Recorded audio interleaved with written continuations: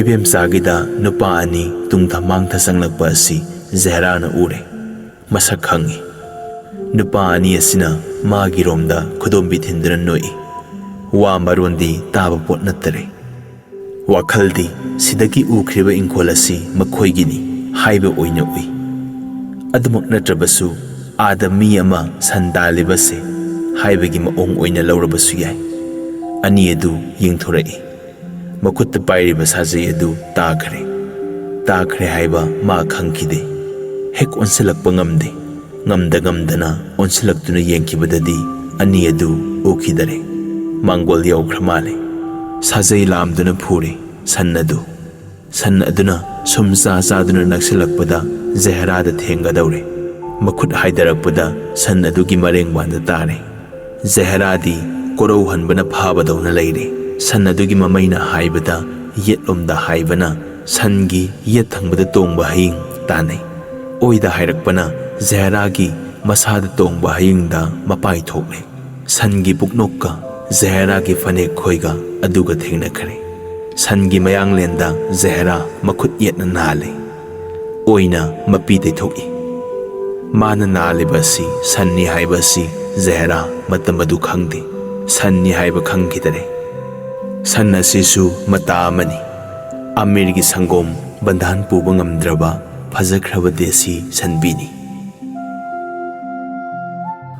amir gi imung nupina hana sana tauba nanbibaduna mangondadi hauna ni adu oina khanduna kari amata masadu lengde sanna sigi masadu su zehra da thengang nare mama hanjilakle mama na yengbada sanne zehra gi murti phirep ingkhol matol adugi dhatu gi kuchu adune nungsa mangal adune musliman oina pokpa mana sumna tawi haibasu tara roidabi ubasu haunadraba Govardhan haiba singkhongi kana gombi amagi murti adu tombi uri ingak ngai karino aigi sa asina tawri basibo sanna sibu nanduna sanaribo oire haina khalli pak kaude amuk su khalli tolida asoba leipak amada pokshiram natrabasu maitai oiram labadi ningthaugi sangaida satpada isagi kari tongadagi haina mama si khalle masabu nungsikhibana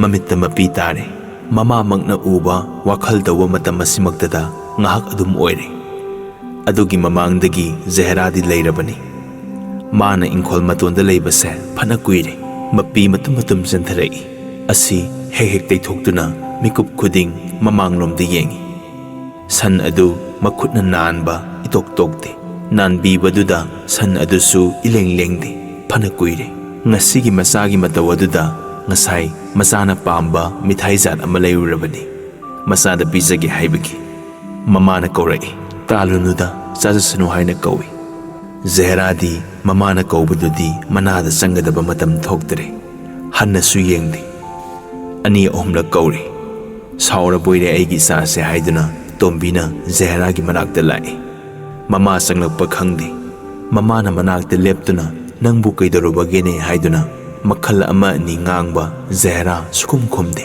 mamana saurabani ningi mabu zehra di karimata saude mamana ngangba lakpa kauba punamak asi bhaptade mamitta mapi taduna lepi madu ubada tombina mabu saubani haibasigi pangwata wakre mamaida mamana nangbuni haiduna saurab kanna ngangba sida zehra bhaptaduna tumuba horakpa midawna ima hairai tombi baby khangre aigi sadi aibu saudi mathot kana mapung phaba isagi ningnabagi laithungna isana wabani haiba bhabki khudum chetna phakre mama masagi tongnariba si Fatimanga tomba miyaga ukre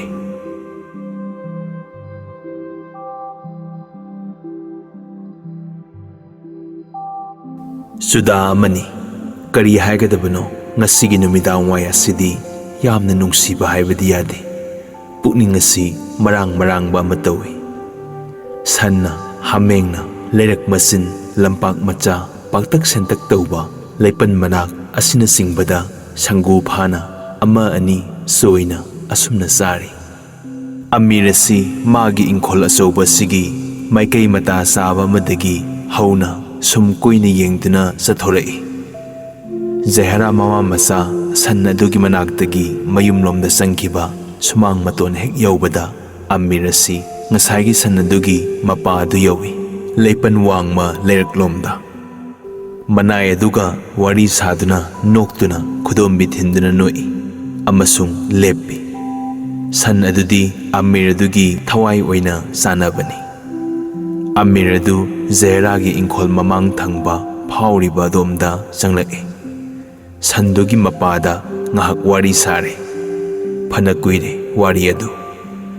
Phatiman tomamiya mohari ahum adudi asaidagi thoudawasi yengi. Somda tombamiyana amabu masu sali aina su sali adudi maga igasu sanaba natabra. Phatimana mani. Munsina aikoina haiba wadi phaklang da tempak na thabani. Asumna haiduna awubasing asi ngangnaduna yengi. San adu ngahak yenglaga Amir asi Zehra gi sumang adomda adum lai. Sumang matondagi Amir na hanglai. Namara sana sari badubu karino. Zehra mama masadi mithai khara saduna leirami. Masa adugi nungai tabadu kuknaba haiduna masana pamba mithai zat ama leiroi. Amir khoi lakpa duda mithai adu yomsinduna thame. Amir ziu khangdareda haine khome. Sumangda khongpham amani lepi. Chauki purau haiduna Zehrana chauki ma puthokduna Amir gi thari. Phamoida haiduna Amir asi ngahak chauki adu paiduna lepi. Matam asida Gopal asi ibemsa khoigi yumjaugi makha thangba nakal adomda kwa sabagi damak makok ngawi haiduna ibemsana ising hai. Masin tengi. Yengthokkhibada Zehra gi sumangda Amir leiba mangonda mama masa leiba si ure. Awubana atabagum khangde. Atabasu awubagum khangde. Kunjosu thoktuna yengi. Badralok amana masa manaina nungsinaduna langnaba khotnaba wahai wata kharana laknai. Asi phauba Phatiman khoi adu tari amasung yengi. Adudagi Phatiman khoi gi adomda phauduna magi mayumda satki. Phatiman khoi makhoi ahum asi imungda leisinduna leikhre. Amir asibu uhande. Ibemsa Gopal Kunjo makhoi ahum asi ngahak wari sare. Zehra bu magi da sanghangenu haire. Wa thoi haiba apumba si ibemsa na tamduna loina Gopal Kunjo tare. Ahum asi wari matang ataisu pumnamak asi sanaramaga ibemsaga Gopalga imungda sangkhiduna hidak nganthak amarom wa mangangne.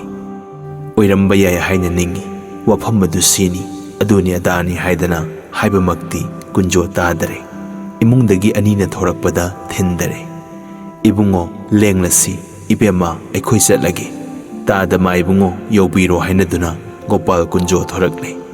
Anisi wari saduna Gopal gida lai. Ngahak phamme sagadaba khara sare. Sandhyagi mamang oina animak Kunjo gida muk thungare. Kunjo gi masemni mukhi leirammi hairai. Ibungo kadai chatluribano? Isemdi ima hondoktuna satpa ngamdaduna leiramibani. Kunjona Isemdi kadai chalubage? Masemna Isem nangu nage lakpani. Kunjona karigino? Masemna kari thoidokpadi natte. Asumna haiduna mabukki wa adu phongdokna haidare. Gopalga mukhiga lengani. Sakki makhaidi khangni kaunade. Gopal su khurai masani haibasidi mukhi munna khangi. Gopal bu mukhi sina ki. Kunjogi mase oire haina Gopalna numit asida khangi. Mama anaba si khara pharaduna matam asida mangon phawba thokpa ngamme. Sandhya oire mama asi imungda sangle. Gopal sangduna mama gi manakta phamme. Wari sari. Masin mokpa mapanda wa amani tanare. Ima ai chatlage ngahak phambi hokisi. Phani haiduna mukhi satkre. Ngahak leiraga Jamini lai. Gopal bu Jaminina Laibiramira. Tadabu. Wari saduna phamme. Kunjo ꯑꯁꯤ ꯆꯥꯛ ꯊꯣꯡꯈ꯭ꯔꯦ꯫ ꯆꯥꯛꯈꯨꯝꯗꯒꯤ ꯀꯨꯟꯖꯣꯅ "ꯑꯩꯈꯣꯏꯒꯤ ꯏꯕꯥꯏ ꯑꯗꯨ ꯅꯥꯔꯦ ꯍꯥꯏꯗꯨꯅ ꯆꯤꯊꯤ ꯂꯥꯛꯏ ꯍꯥꯏ꯫ ꯑꯩꯅ ꯏꯃꯥ ꯍꯨꯟꯗꯣꯛꯇꯅ ꯈꯪꯗꯦ, ꯂꯨ ꯑꯀꯣꯛꯄꯗ ꯂꯦꯟ ꯇꯥꯏ ꯍꯥꯏꯕꯗꯨ ꯍꯦꯛ ꯇꯥꯏꯗ"꯫ ꯖꯥꯃꯤꯅꯤꯅ ꯅꯥꯒꯗꯧꯒꯨꯝ ꯇꯥꯔꯦꯗ, ꯇꯥꯗ ꯇꯥꯈꯤꯕ ꯃꯌꯥꯎꯔꯤꯒꯗꯔꯥ ꯍꯥꯏꯔꯒ ꯃꯌꯥꯝ ꯑꯁꯤ ꯅꯣꯛꯏ꯫ ꯃꯃꯥꯅ "ꯅꯆꯦꯅ ꯅꯪꯕꯨ ꯅꯕꯥꯏꯒꯤ ꯃꯅꯥꯛꯇ ꯆꯠꯍꯟꯅꯤꯡꯏ꯫ ꯏꯃꯥꯅ ꯈꯔ ꯐꯔꯗꯨꯅ ꯑꯉꯥꯡꯁꯤꯡꯒ ꯂꯩꯃꯤꯟꯅꯕ ꯌꯥꯔꯕꯗꯤ꯫ ꯈꯪꯗꯦꯗ, ꯑꯐꯕ ꯍꯥꯏꯕꯁꯤꯗꯤ ꯑꯩꯈꯣꯏꯗꯗꯤ ꯏꯊꯣꯛ ꯊꯣꯛꯇ꯭ꯔꯕ꯫ ꯃꯈꯣꯏ ꯃꯁꯥꯁꯤꯡ ꯑꯗꯨꯅ ꯑꯩꯒꯤ ꯏꯅꯥꯛꯇ ꯃꯔꯩꯅꯤꯡꯗ ꯑꯗꯨꯒ"꯫ ꯑꯁꯨꯝꯅ ꯍꯥꯏ꯫ ꯀꯨꯟꯖꯣꯅ "ꯏꯆꯦꯗ ꯅꯠꯇꯦ, ꯏꯃꯥꯁꯨ ꯆꯠꯍꯟꯅꯤꯡꯏꯗ"꯫ ꯑꯁꯨꯝꯅ ꯋꯥꯔꯤ ꯋꯥꯇꯥꯏ ꯁꯥꯟꯅꯔꯒ ꯖꯥꯃꯤꯅꯤ ꯑꯁꯤ ꯆꯠꯈ꯭ꯔꯦ꯫ ꯃꯃꯥ ꯆꯥꯛ ꯄꯤꯖꯔꯒ ꯒꯣꯄꯥꯜ ꯀꯨꯟꯖꯣ ꯑꯅꯤ ꯃꯥꯡꯒꯣꯜꯗ ꯍꯤꯗꯥꯛ ꯊꯛꯇꯨꯅ ꯐꯝꯃꯤ, ꯋꯥꯔꯤ ꯁꯥꯔꯤ꯫ ꯄꯨꯔꯅꯤꯃꯥ ꯃꯇꯨꯡ 4-5ꯅꯤ ꯀꯣꯟꯕꯒꯤ ꯊꯥꯅ ꯋꯥꯇꯣꯟ ꯍꯦꯟꯅ ꯀꯥꯔꯛꯂꯦ꯫ ꯑꯊꯦꯡ ꯑꯉꯟ ꯑꯅꯤꯃꯛ ꯇꯨꯝꯈ꯭ꯔꯕ ꯃꯇꯝꯅꯤ꯫ ꯅꯤꯡꯅꯕꯒꯤ ꯅꯨꯡꯁꯤꯠ ꯑꯏꯪꯕꯗ ꯈꯥꯏꯅꯕꯒꯤ ꯃꯩꯁꯥ ꯈꯥꯡꯕ ꯃꯤ ꯈꯔꯇ ꯇꯨꯝꯅꯗꯕ ꯃꯉꯥꯏꯔꯦ꯫ ꯑꯆꯤꯛꯄ ꯑꯍꯤꯡ ꯍꯥꯏꯕꯗꯨ ꯑꯣꯏꯔꯛꯂꯦ꯫ ꯅꯨꯡꯁꯤꯠꯅ ꯂꯤꯔꯤ ꯂꯤꯔꯤ ꯁꯤꯠꯄ ꯎꯅꯥ ꯋꯥꯅꯥ ꯑꯁꯤ ꯈꯔ ꯈꯔ ꯏꯍꯥꯏ ꯍꯥꯏ꯫ ꯄ꯭ꯔꯤꯊꯤꯕꯤ ꯑꯁꯤ ꯏꯆꯤꯛ ꯆꯤꯛꯅ ꯏꯂꯦꯡ ꯂꯦꯡꯕꯒꯨꯝ ꯇꯧꯏ꯫ ꯂꯤꯛꯂꯥꯅ ꯃꯔꯤꯛ ꯃꯔꯤꯛ ꯆꯥꯏꯔꯕ ꯎꯅꯥꯁꯤꯡꯁꯤ ꯊꯥꯕꯜꯒꯤ ꯏꯄꯣꯝꯗ ꯅꯤꯛ ꯅꯤꯛ ꯂꯥꯎꯅ ꯇꯥꯎꯕꯒꯨꯝ ꯎꯔꯦ꯫ ꯎꯅꯥ ꯋꯥꯅꯥꯇꯅ ꯂꯦꯡꯕ ꯅꯠꯇꯦ, ꯀꯨꯟꯖꯣꯒꯤ ꯃꯄꯨꯛꯅꯤꯡ ꯑꯁꯤꯁꯨ ꯏꯍꯥꯏ ꯍꯥꯏꯔꯦ, ꯏꯆꯤꯛ ꯆꯤꯛꯅ ꯅꯤꯜꯂꯤ꯫ ꯃꯤꯑꯣꯏꯕꯒꯤ ꯄꯨꯛꯅꯤꯡꯒꯤ ꯁꯛꯐꯝ ꯑꯗꯨ ꯄ꯭ꯔꯀ꯭ꯔꯤꯇꯤ ꯗꯦꯕꯤꯅ ꯍꯦꯛ ꯍꯦꯛ ꯑꯣꯏꯕ ꯃꯔꯝꯅ ꯅꯤꯡꯅꯕꯒꯤ ꯑꯋꯥꯕ ꯏꯄꯥꯛꯇ ꯄ꯭ꯔꯀ꯭ꯔꯤꯇꯤꯅ ꯇꯥꯎꯔꯤ꯫ ꯑꯋꯥꯕꯅ ꯑꯋꯥꯕꯕꯨ ꯎꯔꯒ ꯂꯩꯕ ꯉꯝꯗꯦ꯫ ꯑꯍꯤꯡ ꯑꯁꯤꯒꯤ ꯁꯛꯁꯤ ꯎꯔꯨꯔꯒ ꯀꯨꯟꯖꯣ ꯌꯦꯡꯕ ꯂꯩꯕ ꯉꯝꯗꯦ꯫ ꯑꯋꯥꯕꯒꯤ ꯃꯊꯛꯇ ꯑꯋꯥꯕ ꯑꯣꯏꯔꯦ꯫ ꯑꯅꯤ ꯑꯁꯤꯅ ꯑꯍꯤꯡꯗ ꯈꯟꯅꯒꯗꯕ ꯋꯥꯐꯝꯗꯤ ꯑꯍꯥꯟꯕꯗ ꯒꯣꯄꯥꯜ ꯏꯕꯦꯝꯆꯥ ꯑꯅꯤꯗ ꯌꯨꯝ ꯄꯥꯜꯂꯣꯏ ꯍꯥꯏꯕ, ꯑꯅꯤꯁꯨꯕꯗ ꯋꯥ ꯊꯣꯛꯂꯦ ꯏꯕꯦꯝꯆꯥꯗ ꯆꯪꯕ ꯌꯥꯗꯔꯦ ꯍꯥꯏꯕ, ꯑꯍꯨꯝꯁꯨꯕꯗ ꯄꯥꯡꯒꯟ ꯃꯌꯥꯝꯅ ꯑꯃꯤꯔ ꯑꯗꯨꯅ ꯖꯍꯦꯔꯥꯕꯨ ꯌꯥꯝꯅ ꯆꯥꯜꯂꯤ ꯍꯥꯏꯕ ꯑꯁꯤꯒ ꯂꯣꯏꯅꯅ ꯅꯍꯥꯟ ꯑꯃꯤꯔꯅ ꯁꯨꯃꯥꯡꯗ ꯂꯦꯞꯍꯧꯕ ꯅꯨꯃꯤꯠ ꯑꯁꯤꯗ ꯖꯍꯦꯔꯥ ꯂꯥꯛꯇꯨꯅ ꯃꯈꯣꯏ ꯑꯅꯤꯒꯤ ꯎꯅꯕ ꯐꯪꯂꯛꯇꯕ, ꯃꯔꯤꯁꯨꯕꯗ ꯀꯨꯟꯖꯣꯒꯤ ꯋꯥ ꯉꯥꯡꯅꯕꯗ ꯒꯣꯄꯥꯜ ꯏꯕꯦꯝꯆꯥ ꯑꯅꯤꯒꯤ ꯃꯥꯡꯗ ꯖꯍꯦꯔꯥ ꯃꯃꯤꯠꯇ ꯃꯄꯤ ꯇꯥꯈꯤꯕ, ꯄꯨꯝꯅꯃꯛ ꯑꯁꯤꯕꯨ ꯀꯔꯤꯅꯣ ꯍꯥꯏꯕ ꯑꯁꯤꯅꯤ꯫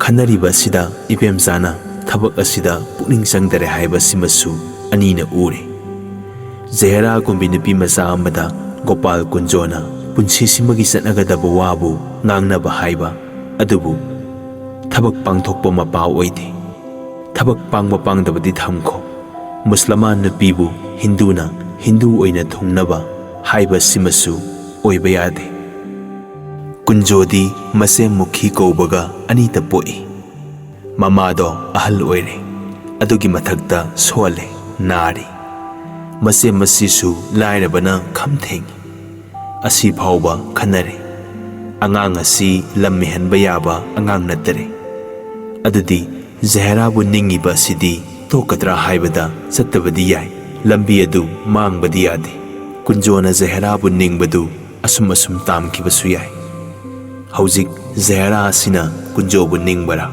ꯍꯥꯏꯕ ꯋꯥꯐꯝ ꯑꯁꯤ ꯈꯟꯅꯔꯛꯂꯦ꯫ ꯃꯁꯤꯗ ꯑꯌꯨꯛ ꯅꯨꯡꯊꯤꯜ ꯍꯨꯟꯗꯣꯔꯛꯄꯗ ꯑꯣꯏꯖꯕ ꯊꯝꯕꯥꯜꯒꯤ ꯃꯥꯏꯊꯣꯡ, ꯅꯤꯡꯖꯕꯒꯤ ꯏꯁꯤꯡꯗ ꯁꯥꯠꯆꯕ ꯃꯥꯒꯤ ꯅꯑꯣꯡꯅ ꯀꯨꯟꯖꯣꯒꯤ ꯑꯆꯧꯕ ꯊꯃꯣꯏ ꯂꯝꯗꯝꯒꯤ ꯄꯥꯃꯦꯟꯗ ꯌꯦꯠꯇꯅ ꯂꯩꯈ꯭ꯔꯦ꯫ ꯅꯤꯡꯖꯕ ꯏꯁꯤꯡꯗ ꯁꯥꯠꯆꯕ ꯃꯥꯒꯤ ꯅꯑꯣꯡꯗ ꯀꯨꯟꯖꯣꯒꯤ ꯑꯆꯧꯕ ꯊꯃꯣꯏ ꯂꯝꯗꯝꯒꯤ ꯄꯥꯃꯦꯟꯗ ꯌꯦꯠꯇꯅ ꯂꯩꯈ꯭ꯔꯦ꯫ ꯑꯍꯤꯡꯒꯤ ꯃꯄꯥꯎ ꯁꯟꯙ꯭ꯌꯥꯅ ꯅꯨꯡꯊꯤꯜꯒꯤ ꯃꯄꯥꯎ ꯆꯤꯡꯈꯩꯅ ꯇꯥꯛꯄꯒꯨꯝ ꯖꯍꯦꯔꯥꯒꯤ ꯃꯄꯨꯛꯄꯨ ꯃꯃꯤꯠꯇꯒꯤ ꯃꯄꯤꯅ ꯒꯣꯄꯥꯜꯗ ꯇꯥꯛꯈꯤ꯫ ꯑꯗꯨꯅ ꯒꯣꯄꯥꯜ ꯃꯥꯕꯨꯁꯨ ꯌꯦꯡꯁꯤꯟꯕꯤꯔꯦ꯫ ꯃꯥꯒꯤ ꯇꯠꯐꯗꯕ ꯂꯪꯆꯥ ꯃꯆꯥ ꯑꯁꯤꯅ ꯑꯅꯤ ꯑꯁꯤ ꯐꯥꯗꯨꯅ ꯊꯝꯈ꯭ꯔꯦ꯫ ꯅꯤꯡꯅꯕꯗꯤ ꯍꯧꯅꯩ, ꯅꯤꯡꯒꯅꯤ꯫ ꯍꯩꯔꯥꯡ ꯍꯩ ꯂꯔꯥꯡ ꯄꯥꯝꯕꯤ ꯃꯄꯥꯟ ꯃꯔꯥ ꯐꯨꯛꯇꯨꯅ ꯇꯥꯏꯑꯣꯟꯅꯕ ꯅꯤꯡꯅꯕꯒꯤ ꯑꯀꯟꯕ ꯏꯔꯩꯃꯛꯇꯤ ꯊꯣꯛꯇꯕꯣꯏꯅ ꯍꯥꯏꯅ ꯒꯣꯄꯥꯜ ꯀꯨꯟꯖꯣ ꯑꯅꯤ ꯍꯥꯏꯅꯔꯦ꯫ ꯈꯟꯅꯕ ꯃꯈꯩ ꯍꯥꯟꯅꯒꯤ ꯑꯗꯨ ꯃꯉꯥꯏ꯫ ꯈꯟꯅꯕ ꯌꯥꯕ ꯃꯈꯩ ꯈꯟꯅꯔꯒ ꯐꯔꯦ, ꯃꯤ ꯑꯃꯗ ꯍꯥꯏꯔꯒꯅꯨꯁꯤ, ꯅꯪ ꯑꯩꯅ ꯑꯃꯨꯛꯇ ꯊꯦꯡꯅꯅꯕ ꯃꯋꯥ ꯑꯃꯇꯪ ꯇꯥꯅꯕ ꯍꯣꯠꯅꯔꯁꯤ, ꯑꯩ ꯍꯨꯏꯁꯥꯔ ꯇꯧꯔꯒꯦ ꯍꯥꯏꯅ ꯒꯣꯄꯥꯜꯅ ꯂꯦꯞꯂꯦ꯫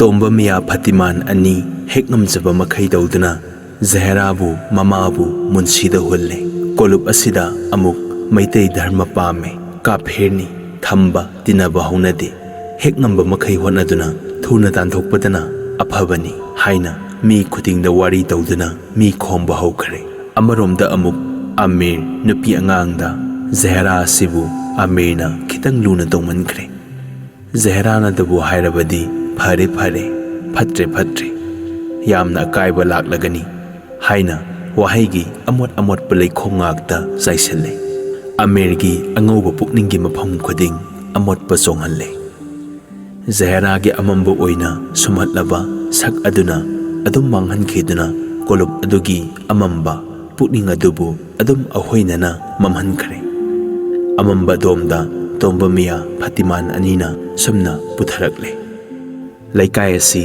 tinaba marirak sure Amirgida sakri tauba nattana maitai amata kolup asida sangba yadare larik iduna mayam sahi taunare inkhol phauduna phauba satpa yadare matam asida Zehra mama masadi wadi tare tai haiduna mingonda hanguba nganguba kari matalaiti awaba mina awaba khanghibagum asaba ayakpa pauningkhol mayam asi khangi awaba koklaga nungaiba lakpa nungaiba loiraga awaba lakpa hauna male Zehra gi akaiba thamoi gi mai asida ngasi anauba awaba paw malakle kolup asida leijabi lairabi pangan nupi mamanabi ama ngasi numidang wairam Zehra matomta leiringaida lae nupi aduna ibema namadi Zehrana kaithel jatki indonbu nupi asi koiru yenglaga Zehrada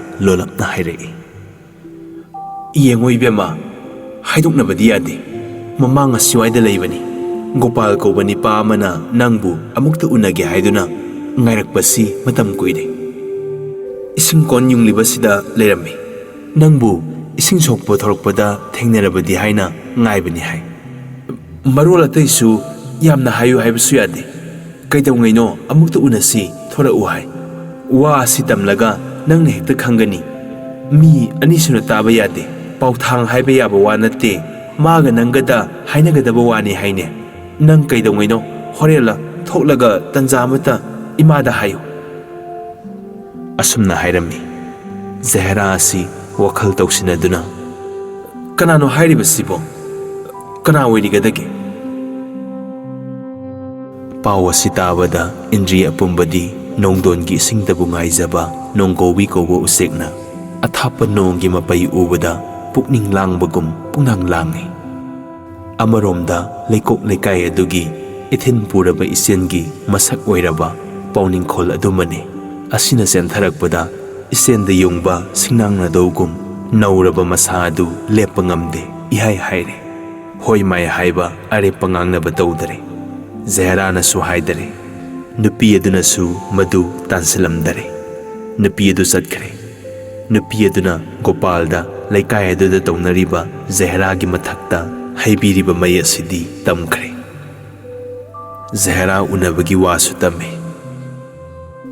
Gopalna hoi mai haiba marona matang takpiraklabadi nungaigadabani ko ngambirakrabo nupiduna matamnani ai tanza yengduna amuk salabasu satke Zehras wa apumba sitabada Gopalna pangkhanna khalle adumakpu kunjoda tanaruduna kanaba wanatte Zehrabu amuktang unaraga magi mawagi matung ina thabak pumba tauge haina leple aduga Zehrana hoi mai hairakti haiba asimasu Gopalna hoi mai haiba paukhum yaure haina lore aduga kolub asigi ising kongi manakta khwaina amasung serak oiba ising sokpa thorakpa matam asi Zehrabu Gopalna ngaiduna leikre kunjona Gopalgi da lakpada Gopalna ising kongi lamdam aduaida leiramba hek thingni ising kongi uba maphamda phamduna lei wari sai maduna kuirabada amuk hangat handa chale nongmana Gopal matum tangai nongmana maong ama oina sumna ngairi